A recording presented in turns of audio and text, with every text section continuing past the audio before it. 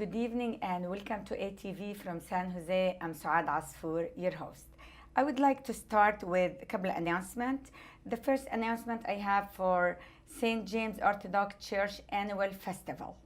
On September 16, 17, and 18, Milpitas will celebrate 11th Annual Middle Eastern and Greek Food Festival. The address is 195 North Main Street, and that's across street from the public library. For more information, please visit www.sjorthodox.org and enter to win a new car. Don't miss it. My second announcement is mark your calendar for Palestine Day. Palestine Culture Day is on September the 18th at the Hall of Flower in San Francisco Golden Gate Park. Building Bridges with Palestinian American Coalition. If you are interested to volunteer and help to organize this event, please call Samer El-Bandak at 415-519-4460. Thank you and see you there. And now let me introduce to you my very special guest for this evening. I have with me Leyna Cotran. Leyna joined the AACC this year. She is a faculty member for the Computer Engineering Department at Santa Clara University and a first American generation. Leyna also has extensive industry experience and has lived dual employment for most of her career. Her parents are originally from Lebanon. Today, she will share with us her experience, both academic and industry. She will also share her experience growing up in the Bay Area as a Lebanese American. Welcome to the show, Leyna. Thank you for having me. Thank you for coming. That's so nice to see you. You too. We finally made it here. Yes.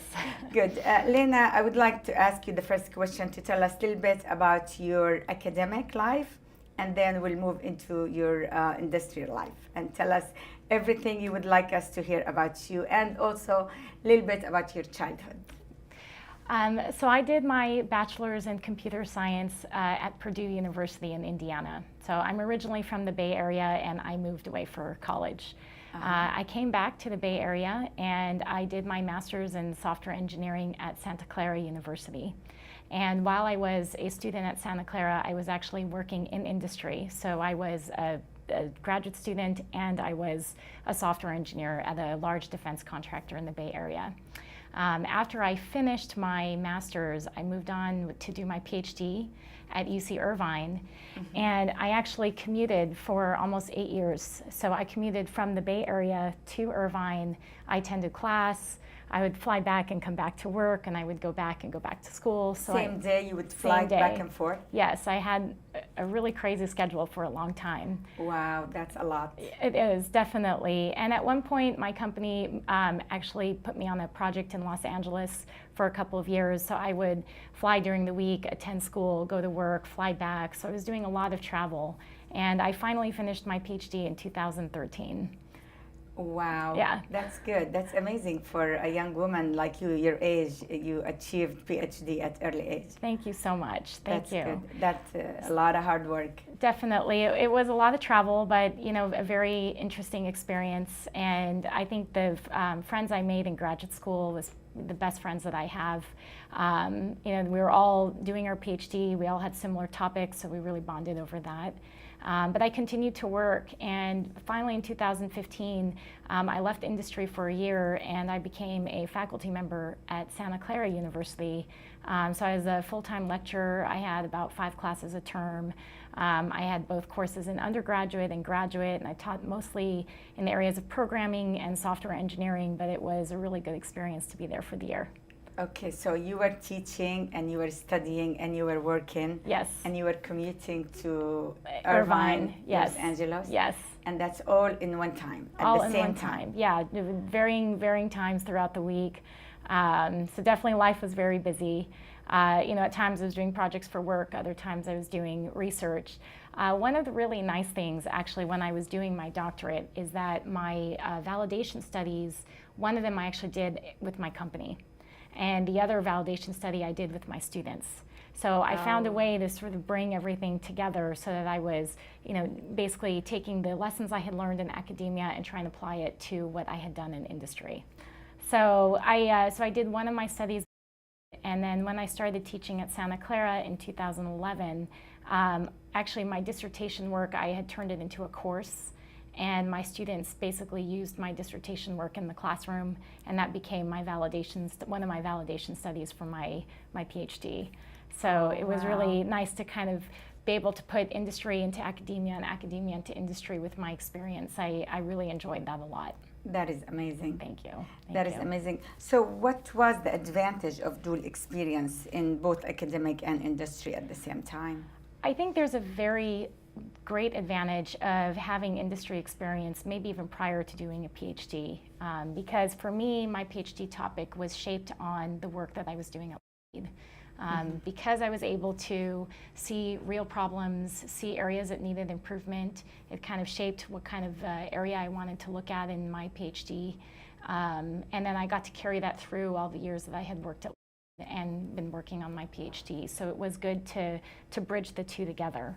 I think when you're just doing academia and you don't have some of the industry experience, it's not as great, just because academia is it's very specific to maybe a specific lab or a specific experiment that you're doing, but not necessarily something that's practical. So to be able to validate my work in industry actually made it, I think, stronger. So how is this experience unique, during doctorate? It's unique in the sense that most PhD students are doing their PhD full-time, they're on the campus full-time, and for me, I spent only portions of my week on campus and then portions of my week at work, and still had to do both full-time. And then on top of that, I did get to publish, I did get to travel to conferences, but I was always kind of limited with where I was work-wise.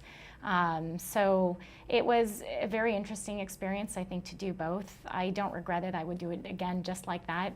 But as a result, it took longer. So most PhD students take 3 to 5 years to finish, some maybe 6, but in my case, it took me 8 because I was working full-time and I was doing in school full-time, and it took me a while to kind of shape my topic based on my work experience. The other thing I wanted to add is if you have too much industry experience, it can also influence, not in a great way, your topic, because you're so used to what you've done in industry that you think that's the way to do things. And part of academia is to discover and probe what's out there and what hasn't been solved yet. So I think in some ways having too much industry and then trying to go into academia could be almost at a disadvantage. Yeah, and I understand you also had a baby during all this time you've been doing it. I did. I spent most of my pregnancy writing my dissertation. Wow. So I was continuing to fly back and forth, and I think I defended in April, I graduated in June, and then she was born in August. So I had a lot going on at that time. And how old is she now? Today's her birthday. She turned 3. Oh, happy birthday. Yeah. Her name is Farah, right? Yes. Happy birthday to Farah. Thank you. So now I'd like to ask you about your experience in the classroom or lecture. Yes. I understand you are a professor in Santa Clara University. Yes. So we want to know more about that. So I mostly teach in the graduate school, which is a great experience because the students, they're there to learn. They want to take what they've learned into industry. They're already very advanced. They already have done their undergraduate. So the style of the class is very much a discussion-based. So usually I will lecture for the first half of the class, and I've moved away from doing lectures in PowerPoint. I used to do a lot of PowerPoint presentations. Now I handwrite everything on the board, and I color code. So my black are my concepts, the black color, and green is my code. So I actually write code on the board, and usually then I'll demo some of my code, on the projector. But then I do a class activity, and we do a lot of discussion based on the class activity, and it's usually based on the lecture I have provided. Sometimes my courses can be 4 hours long. So this summer I'm teaching a course on Mondays that's 5 to 9 p.m. And so I'll usually lecture the first 2 hours, we do a class activity, and then we wrap up with discussion. But during the general school year, I'm usually doing maybe 2 nights a week for 2 hours. So I do a lot of writing assignments. I think it's important to articulate technical concepts. And it's a very engaging time with the students. I like to see them move around in the classroom and do things on the board and model. Wow, I'm so amazed with everything you do, and I'm also very proud of you. You are a first Arab American generation. And so what made you choose science engineering? I think some of it was a pretty big influence from my parents. Both of them are in the tech field. My father is in the security field now, and my mom is in chemistry. So I think science was always part of my growing up. Most of the time we would be doing a lot of math problems or a lot of things on the computer that was math-based. Usually my dad would have me work on that. So I think it was sort of natural and not surprising that I ended up picking an engineering major. And my brother also did computer science, so all four of us are in the tech field.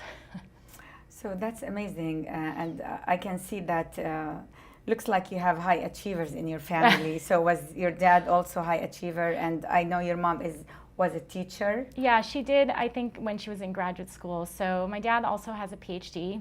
I think that was a big influence as well, in a good way, of course. So is it the whole family high achievers like that? His dad and maybe all his brothers?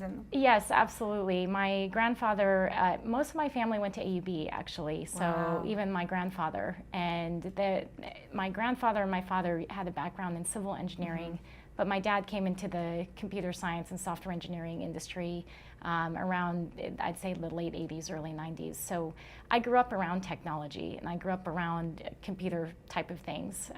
So I think it became not surprising when I picked computer science as a major. Oh, I see. I can see that you are very hardworking, and I can see that you are on a high level of achievement and education in general. So when you were in school with other students or maybe next to your friends, how did you feel? Did you manage to get along with everybody since you are on a higher level, thinking-wise and more into education? I did. The friends that I had in graduate school were totally phenomenal and were high achievers as well. So we were always a big intellectual powerhouse, and we used to collaborate a lot on papers, and we would collaborate on ideas. A lot of the times, things that I published or wrote, I usually ran by them as well. I would say the biggest learning experience came from the colleagues that I had. Some of them turned out to be professors themselves, so we share sometimes some ideas of teaching. Some went into industry, some have started their own companies, so it was great to be around such strong intellectual people at the time. What about the dual multiple culture, living the Arabic way in the house? Your parents from Lebanon, and I see like first generation, they reject sticking to to our culture, basically. How was that for you? Did you refuse it, or were you observe it and you kept going no matter what? It did not hurt you in any way? I absolutely embraced the culture I grew up in. I love the Arab culture. I definitely love the Lebanese culture. When I was at Purdue, I actually joined the Arab American organization, so I was definitely involved with a lot of Arab activities. We used to do parties and shows to teach others about the Arab culture. I think it was really good, actually, because I know I'm a reflection of the family I came from. And with both my parents being in the tech field, I knew that I would align with that, very, very easily and very happily. So usually our dinner conversation is around technical stuff. Well, I'm so happy to hear that it did not hurt you at all. No, it was wonderful. During your school years. Absolutely. And I always was very proud to be Lebanese and would always try to share what I knew about the culture, usually related around food and music. You like the food and the music. Definitely, definitely. And I've traveled to Lebanon a few times with my parents. I really enjoyed going, and I still have family there. So it's a very big part of my life. Good opportunity. Yes. To go visit. Yes. So what's your favorite song? I absolutely love Amr Diab. Diab? Yeah, and I think his song Amarain is by him. Okay. It is so nice. That's nice. And when I was in Purdue, which is in the middle of Indiana, even though there was a very large Arab organization, there was a lot of other, mostly kind of American culture.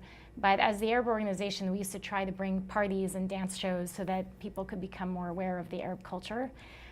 When I was at Purdue around the time, this is when 9/11 happened, so it definitely shook up the campus quite a lot.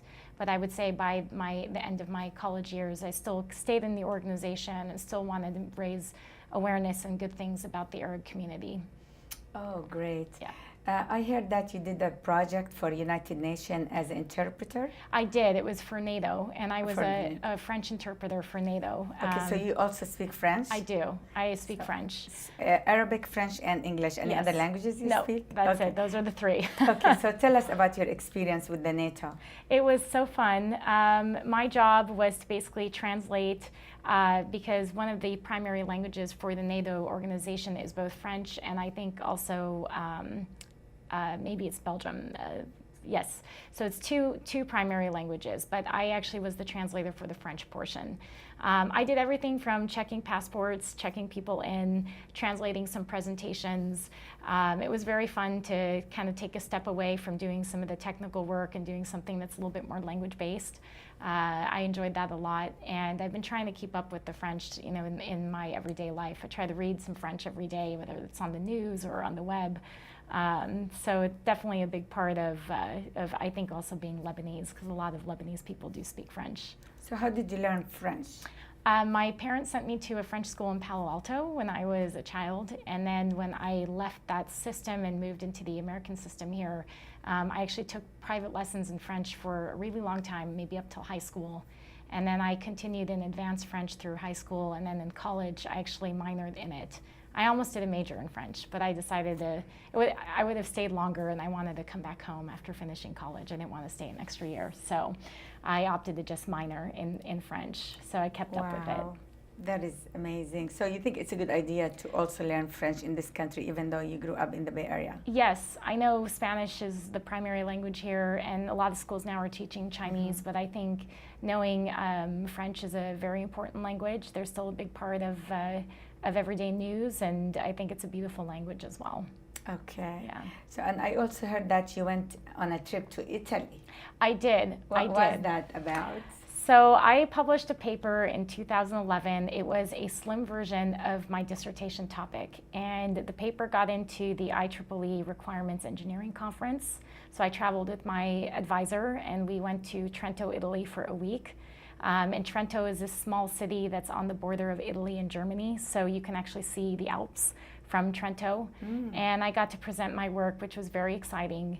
And it's out there on the IEEE Explorer website, so it was a really big achievement to get to go.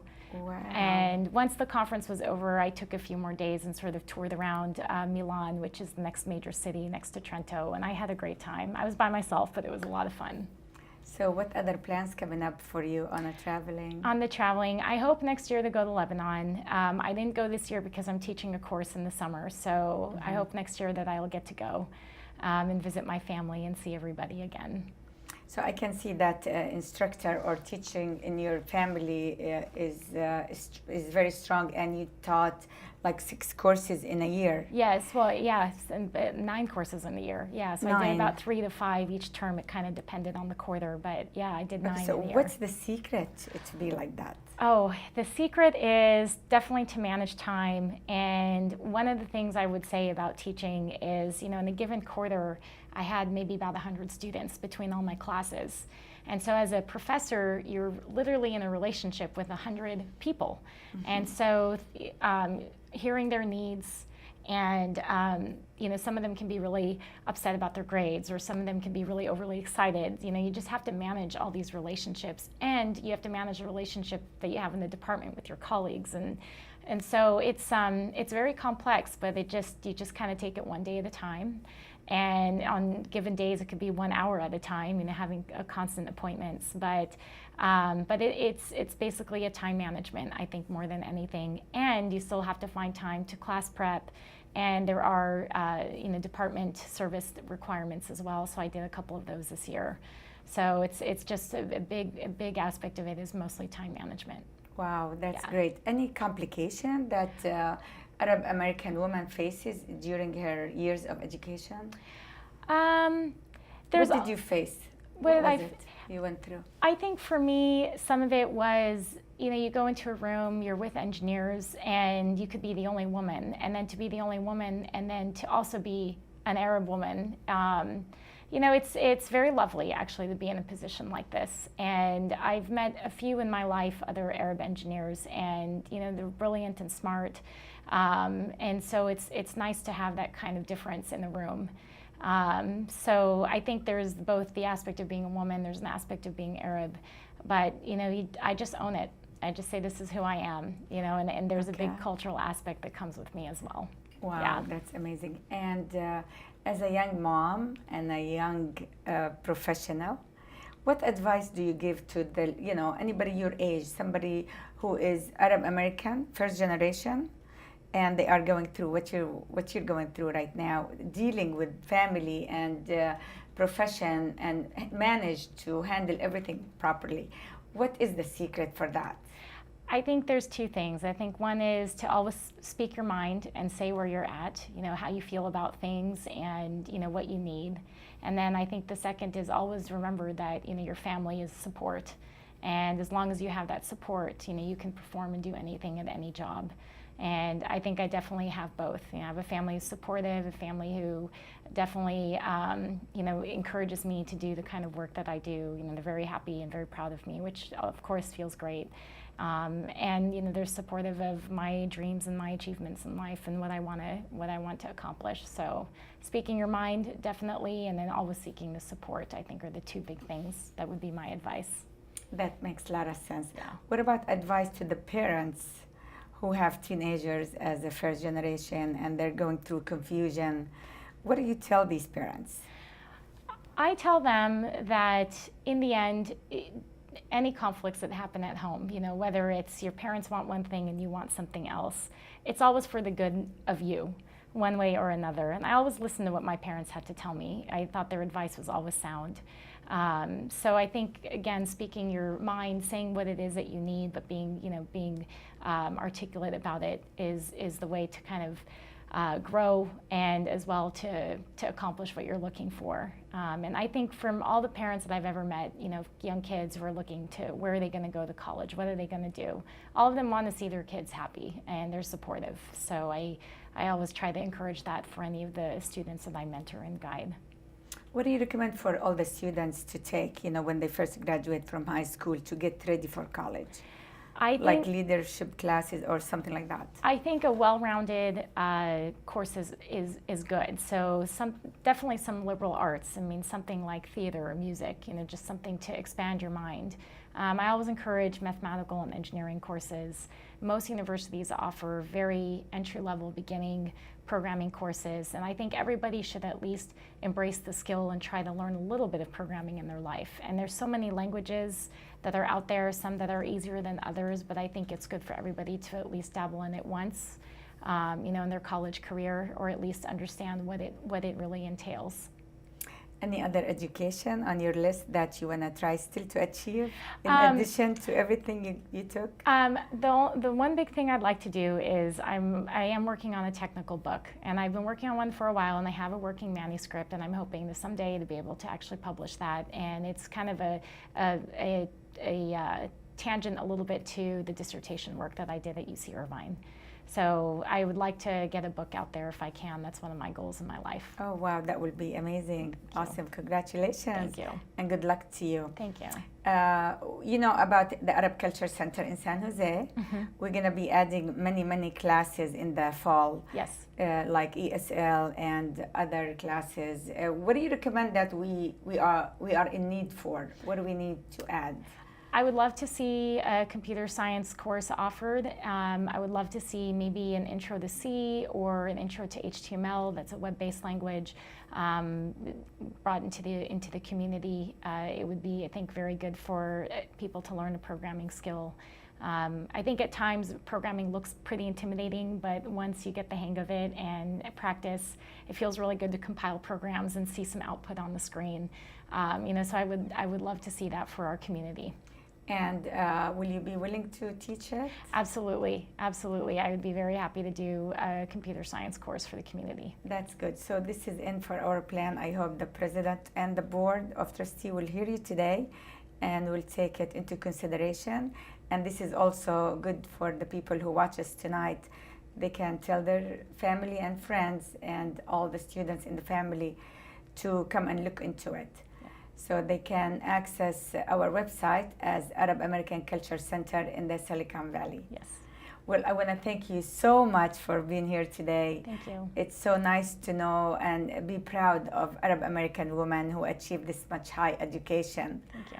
Thank you very much for coming. Thank you. And hope to see you soon. I also want to thank your mom, Leyna Cotran, who is also the treasurer for the Arab Culture Center in San Jose, and for all the people who's been helping to sponsor this program and keep us on air. Yes. Thank you so much. Thank you. Thank you for watching, and we'll see you next week. Good night.